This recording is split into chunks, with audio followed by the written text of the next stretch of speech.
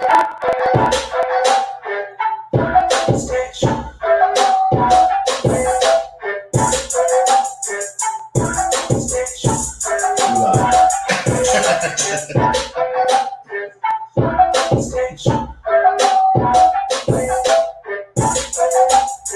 you have to hit me. That's a song. No, I'm just saying.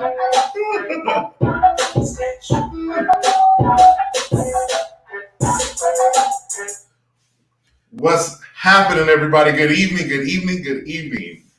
How y'all doing? What's up, Derek? I'm offended. I was sitting here trying to get this thing live, and you assaulted me. No, I don't. No, you did. So that's strike two. You said I was looking plump today. You are. Well, pleasantly plump. Well, I can own my truths. COVID-19, I've been, eating a lot of healthy foods like spaghetti and sandwiches. You gotta stay away from them carbs. I know. But, but then you hit me. We're going to get you on the regimen because we get you one of these. You look fat. Not plump. I'm pleasant. I'm plump too, but I'm not pleasantly plump. Next week I'll be thin. Okay. So how was your weekend, man? Weekend was great. Was it? Oh yeah, we went to Columbus. We celebrated the 60th birthday. You always traveling. Yeah. And you don't invite me? Why would I? You're an embarrassment. I'm an embarrassment? Around there. You know what? I can't even do this. Listen. So, you know what? Hey, listen. First of all, I want to welcome everybody. It's me and Dr. Derek. Wait a minute. What? Whoa. Because somebody commented last week. Okay. And we need to address this. Please. Dr. D. Adam. That is I. Like, so is this like you a doctor or is this like Dr. Dre?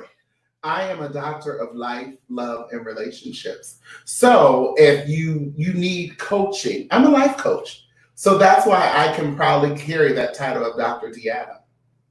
There's many facets to me. Mm-hmm. Jealous? Oh, I'll tell you what. Oh my goodness. I can't do this. Oh goodness. So, all right. Well, listen, we are back again another week. Listen, I want to thank everybody last week. If you were watching, please like and share this, please. Last week, man, we had over like 10,000 views. It was good. That was really great. And we owe it all to you. I know, even though I got Derek, that's my co-host, Dr. Derek, we appreciate you.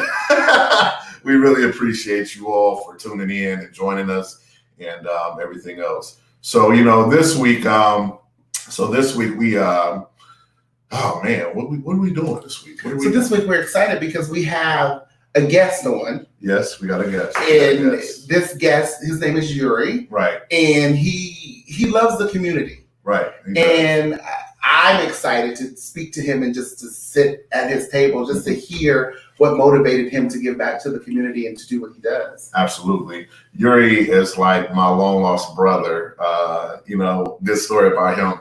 He came to visit. He does the 50th state tour with my boy Rodney, and he actually came through and visit. And I was like, it was just great to meet him because, you see somebody on social media and just to be able to meet him. He's a great guy. Very, very awesome brother. Can't wait to share that story with you.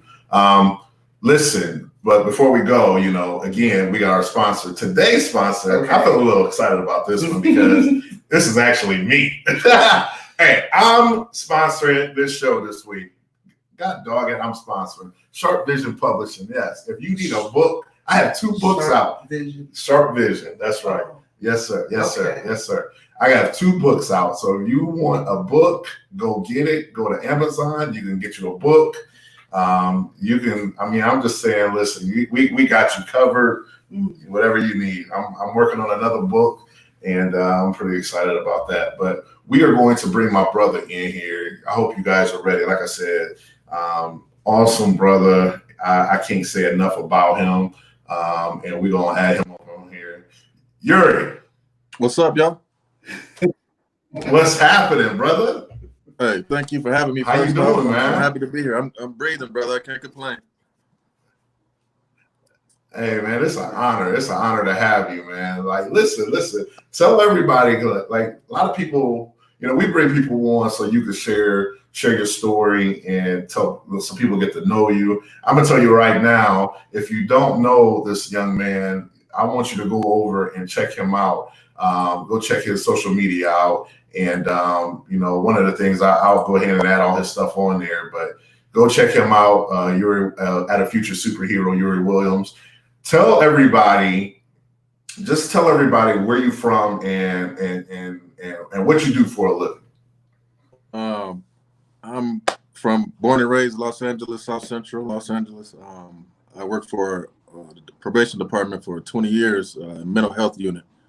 Follow my mom's footsteps. She was a probation officer for 30 plus years, and I used to go to work with her as a juvenile halls, and then I just fell in love with it because she helping out people, and that's what I'm following her footsteps and doing the same thing. Okay. So and how long have you been a probation officer? 20 years. 20 years. Yeah. Oh man, you with me? I'm 20. Yeah. I'm 20 years in the police game. We gonna walk out together. If I hit lottery, I'm out of here next week. No, man, I know that's right. Well, remember me. I got Forget him, please, because he can't go anywhere with me because I'm liable to get arrested. Listen, this is Karen. He always calling the police on me. Well, I mean, you shouldn't do unlawful things. Oh my goodness. So okay. So everybody, before we get into what you do, like a lot of times too, like everybody asks me, like, what is your story? What is your drive for why you do what you do? And I know it has everything to do with your mom. But will you tell everybody what it is that kind of pushed you and moved you to do what you do today? Growing up in South Central LA, during that time when I grew up, it was like a high gang activity rate going on, with the Bloods and Crips and Hispanic gangs and whatnot. But luckily, my mom stayed on me and, went straight path. I mean, I did venture to the right to test the water, but, they encouraged me, you need to get back on the other side because this, you don't need to be doing this, And when I was coming up, people didn't make it to see 18 years old. That was just like the goal was to get past 18, Right. What I do is give back for these extra years that I'm giving here. I'm 43 years old now, and a lot of my friends didn't make it to see 18. I got friends that are homeless out there on the streets of LA and stuff, and what motivated me to do this stuff was the passing of my mom.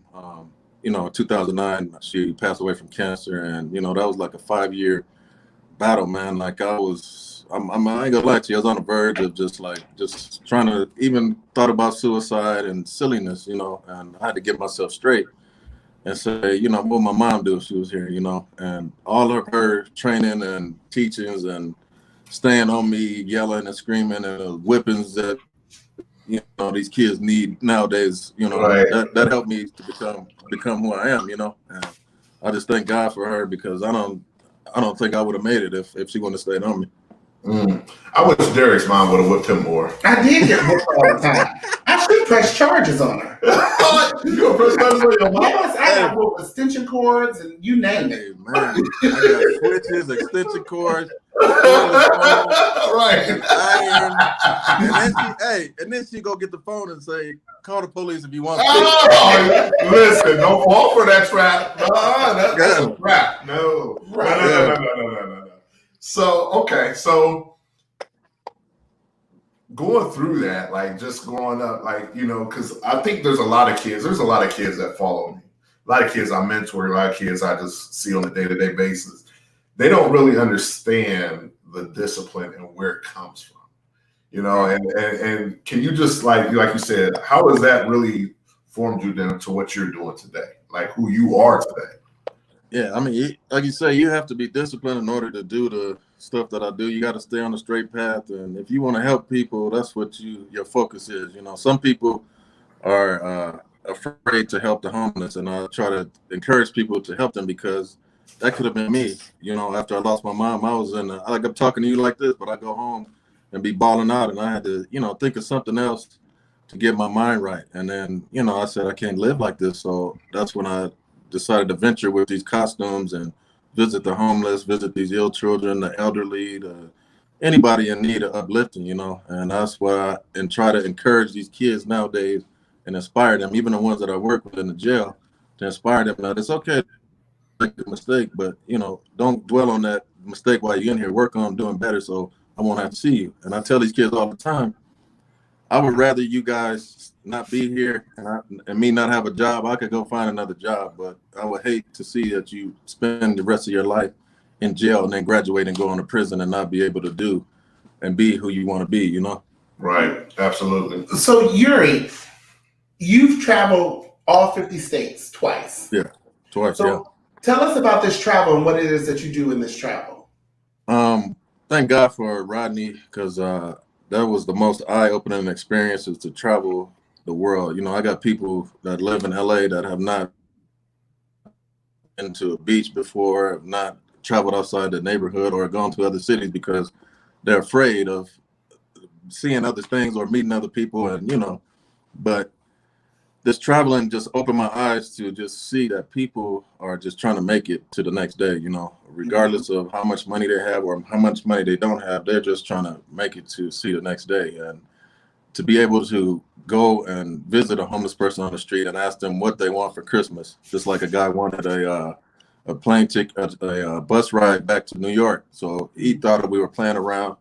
We went and paid for the Greyhound ticket, $200 or $300.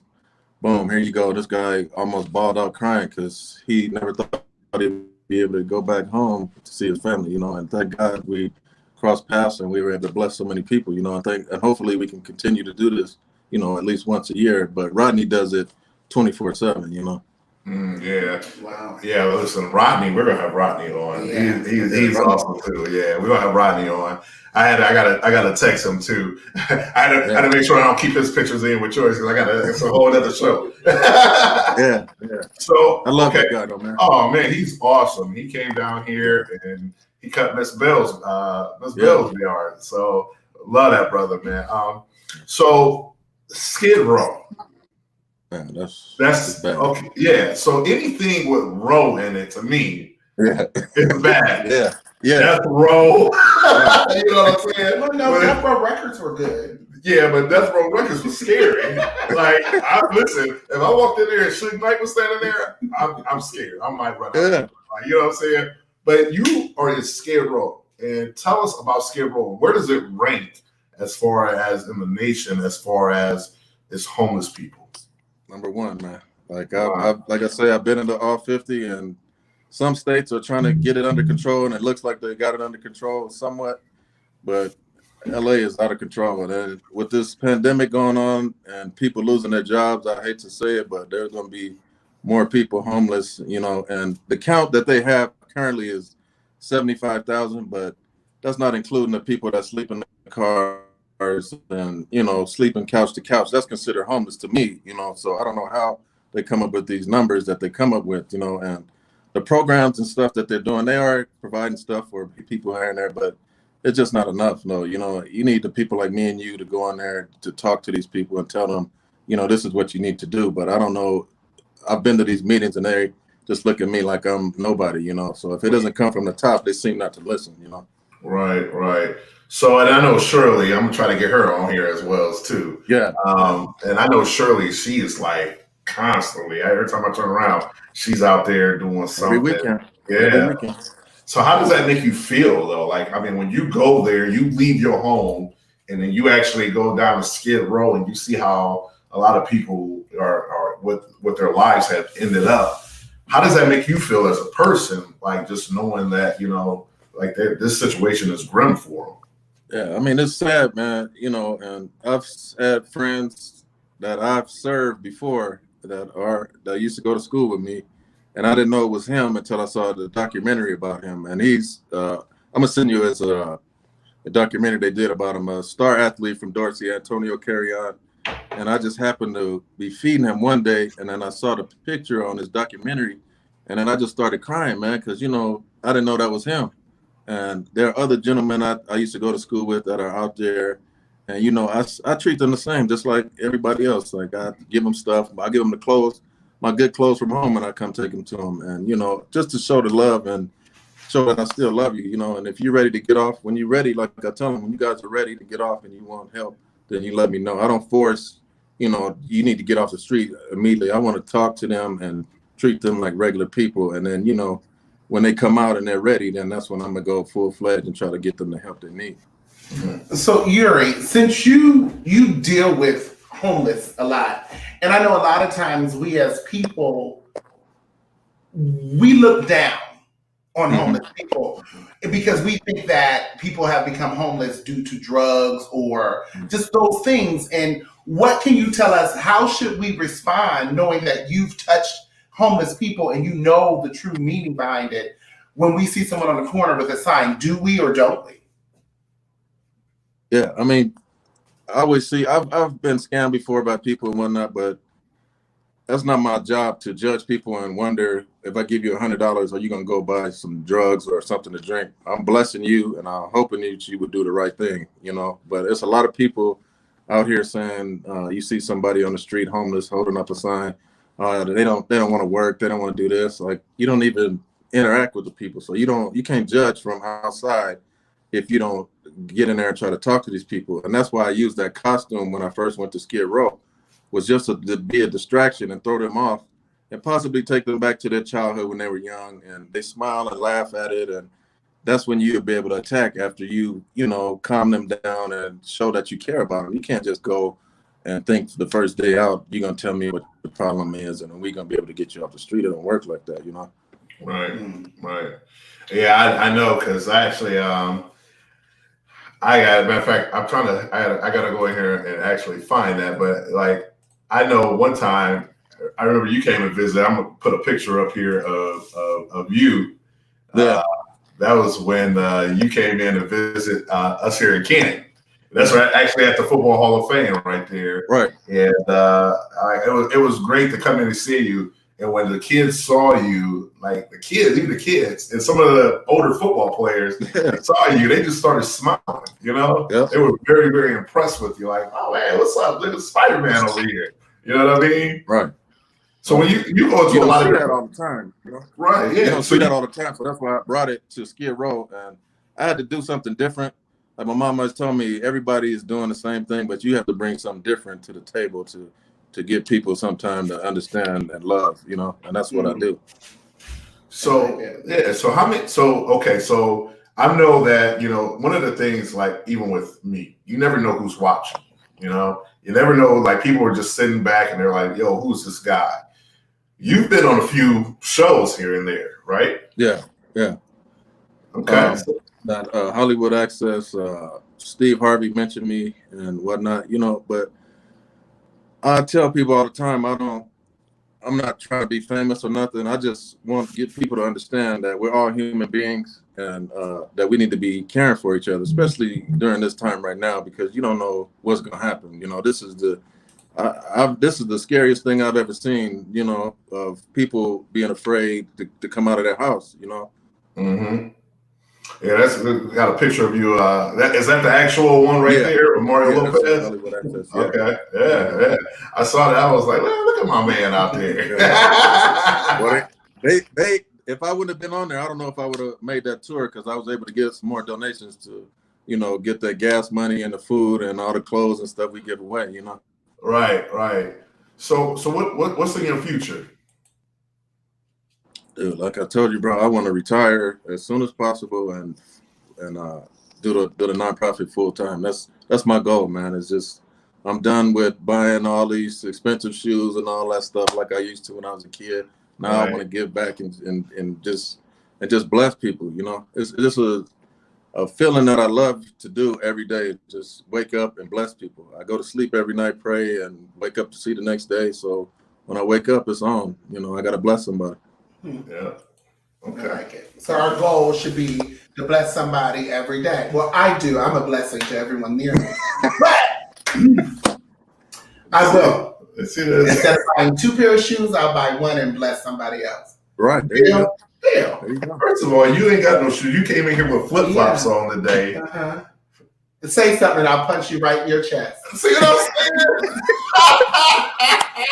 So Hey, Derek, the violent. other thing though, you don't have to even give people stuff. You can hold a door for somebody, tell somebody hello. It was a time I was driving for Lyft, and a guy got in, and this was I wasn't scared because I'm from LA, and he told me, I said, "Where you going, buddy?" And he said, I'm gonna probably go to hell after tonight. And I asked him, "What are you talking about?" He's like, "I'm gonna kill myself." So I'm like, "Man, don't do it in the car," So he was going through something. He just got laid off or whatever. And, I was able to talk to him. And to this day, this guy reaches out to me every day and just tells me, thank you for, keeping me on the right path. I took him to a mental health facility, and he got right, And it's just little stuff like that.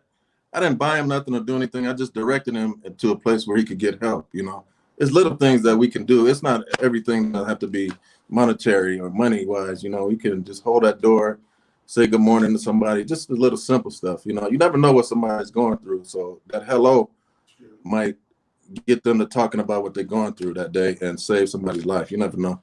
You have to not be selfish, because right. There's times when I'm having a bad moment or a bad day, but it doesn't change. I'm just karate chop him in the throat. But anyway, I was, you having a bad day or bad moment, and you can't let that change who you are. You know what I'm saying? You have to be out here and still, I know there's times I've had bad moments and I still open the door, because that's habit for me. That's just habit. So, and then two is the look that people give you, it's just amazing. It was oh wow, they wasn't expecting that. Maybe the look on my face walking up at the time wasn't looking killer. I mean, if you're having a bad day, you're not smiling, so you look crazy. Can I ship him out there to you? No, man. It's too hot. I don't like the West Coast. Oh man. So you got what, maybe few more years before you retire. You say you're gonna start a foundation. What, for people watching you right now, what can they do to help you where you're at?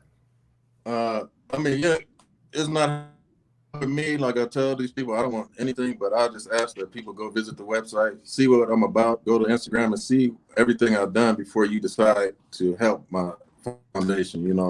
I preach that all the time. People always saying, well, you need to do this, you do that. I want you to look for yourself and see what I do with your funds and how I'm helping other people before you decide to make a donation. We have an Amazon wish list that has art kits for the kids, and we do our art program, tents and food items for the hygiene stuff for the homeless, toys for the kids in the hospitals.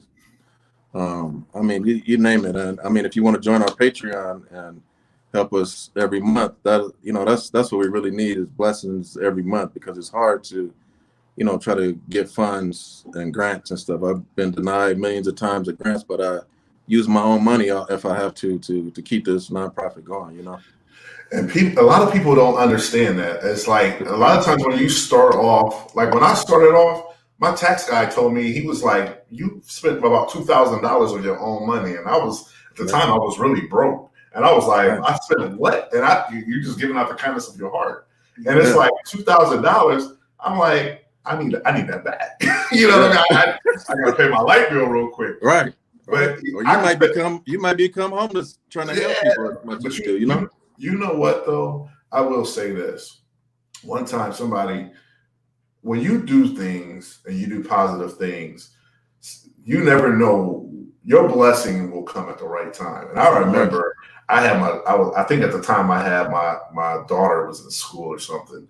And I remember I had spent so much money and doing what I do. I can't work extra jobs, and I'm off my police salary.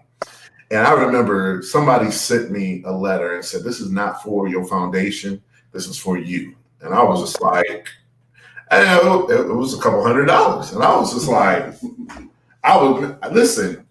It brought me to tears. Right. I fell down, because at that time, my daughter was just like, "Dad, I need my books," and I'm like, And I'm sitting here like, how am I going to do this? And I'm talking about Right. that man blessed me, and I was able to take care of my daughter's books.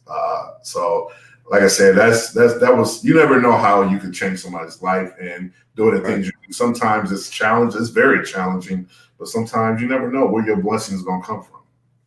Right. You're right. You're so I wish somebody would bless him and move him up off the seat. Did you see that deep moment he just had? That was like the Oprah moment. He should have did the Oprah hands. It's like this. Like that? Okay. I feel like Charlie's Angels. Y'all are the best, man. No, I know, man. This guy, he brings out the worst in me. So tell everybody, how can they, follow you social media? Give them the website. I got it on the bottom, but I want you to tell them again too. www.futuresuperhero.org or .com. Facebook is Yuri Williams, and Instagram is a future superhero. Okay, sounds like a plan. So, hey man, listen, I can't thank you enough for. Thank you for having me, brother. Coming on, I appreciate you. Me and you always say we like lost brothers because we got. Yeah. He was watching some of your videos. He was like, "You guys got the same laugh." I'm like, hey, somebody else told me that too. Hey, listen, we won't be doing no ancestry.coms right here. Oh, no. You know what I mean? I'm just gonna go ahead and call you my brother, and we just That's it, bro. We brother.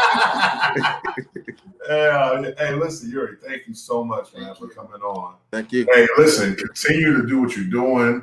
God bless you, and don't give up the good fight because you're gonna save and change some lives.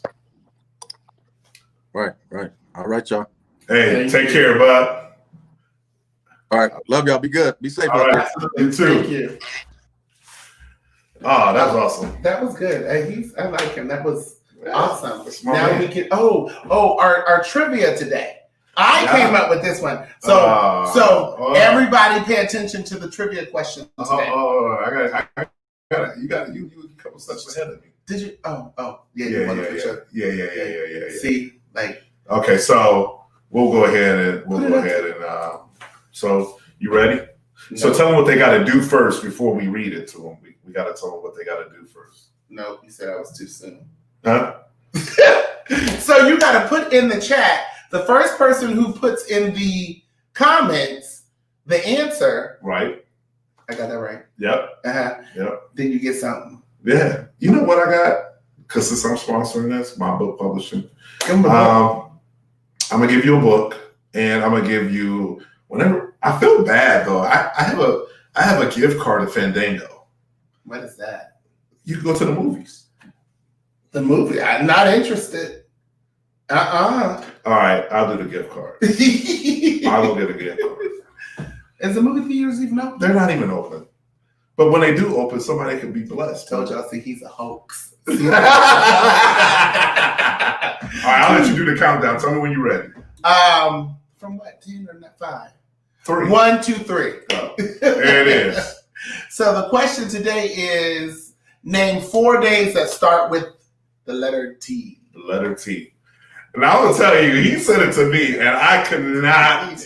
I was like, what are you talking about? That don't even make sense. And then he said it, and I was just like, oh. I'm looking. Do we got any answers? Not Nobody? Yet. I'm looking. I'm looking at my phone. First person to put it in the comments. 4 days that start with T, right? Mm-hmm. So, we're a little lag though. That's what it is. It's a little bit of a lag. I don't know. It's such an easy question. I don't know. Just didn't know it. He gonna say Taco Tuesday. Taco Tuesday. Listen, it's not Taco Tuesday. I'm gonna let you know that right now. It's not Taco Tuesday. We got somebody. It's not Taco Tuesday. I don't know if everybody got it yet. I know. That's what it looks like. I'm looking. Somebody got it. Who you got? I got. Oh, Mike Penso. I don't know, but him and Beverly came at the same time. All right, there it is, right there. Tuesday, Thursday, today, and tomorrow. Mike Pencil. Yeah. You won. So, and I'm also going to throw in a photograph of me. This is supposed to be a prize, not a torture No, chamber. everyone wants a picture of me in their house. Oh my They goodness. do. So listen, I'm actually working on t-shirts for our logo of me and you. Dr. D. Dr. Dion. Dr. D. Adam. Thank you. The doctor of nothingness. So listen, Mike Pencil, if you would send me a message, send me your address, and I will make sure you get your gift. Thank you. So, listen, again, if you want to sponsor, because you want to sponsor our program, because again, nothing is, we want to help some people, and we want to be able to help some kids in the community and send them off in the right direction and let them know that, you know what, just because you're doing the right things, we want to reward you. So please reach out to us, and if you want to sponsor, send me a message. Also, too, I'm on the process of uploading our episodes on my website, www.lamarsharpe.com. And so you can see me and Dr. D. Adam. You can check out our past episodes. And again, if you watch this, like it, share it, please. We're here on Facebook. We're on YouTube as well. And again, also, the sponsorship for today, my book publishing company. I started this book publishing company because I wanted to get young kids to start writing books. I don't want their money. I want them to see them. I want to see them do everything and make their own money and be able to be creative and get out and stop playing video games and use that mind, exercise that right. Okay. So will you publish my book? What book is that? It's called The Memoirs of My Boudoir. Oh. No. That's discrimination. That right there almost knocked my head off. I don't have no parts of that at all. So what do you got planned this weekend? Oh, a pool party. I'm hosting a pool party. Everybody invited? Yeah. You gonna drop the location in the comments? Yeah. He's lying. And I'm only hosting a pool party because I bought new swim trunks. And they're polka dot. Oh, man. Oh, my gosh. Well, if I come, I would look like a beach whale. Shut up. This is my COVID twin. I'm telling you. Maybe we'll do a show next week on how COVID has affected our waistlines. Yeah, do we have to show it? Yeah, no, we'll have somebody in here working out. Yeah. Or we can put like a good workout thing back there. Okay. We can go to the gym. Oh, sure. Okay. So listen, I think that's an episode. We go into the kitchen one day. Let's do it. We're gonna go in the kitchen one day. We're gonna cook it up. Maybe we got a contest against me and Derek. We're gonna lay out some ingredients and we're gonna see who do it. Like what's chopped? Chopped. Yeah. Oh, we can do that. Yeah, let's do that. We get a certain amount of ingredients and we do it, make it happen. You down? Let's go. That's it. Well, listen, we want to thank you all for joining this evening. Again, like it, share it, bring other people in. We're bringing in some inspiring people who are just doing things all over the country, all over the world. We just want to share their stories, and we want you to stay sharp in everything you do. So thank you for joining us, and we out. Bye, guys. It was so hot in here.